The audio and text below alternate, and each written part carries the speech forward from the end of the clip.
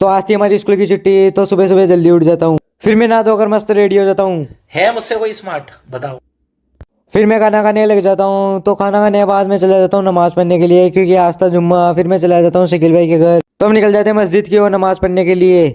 फिर नमाज पढ़ने के बाद हम निकल जाते हैं बाजार से होते हुए शकील भाई के कुछ काम के लिए, क्योंकि हमें बनवाना था शकील भाई की दुकान के लिए पोस्टर। तो हम आ जाते हैं एक प्रिंटर्स के पास। फिर ऑर्डर देने के बाद हम आ जाते हैं सीधा घर पर आकर देखता हूँ तो मेरे दोनों बेरोजगार दोस्त यहीं पे खड़े हुए थे। फिर मेरा एक दोस्त अपनी यूनिक स्टाइल में साइकिल चलाने लग जाता है। तो हम तीनों दोस्त निकल जाते हैं बाजार जाने के लिए।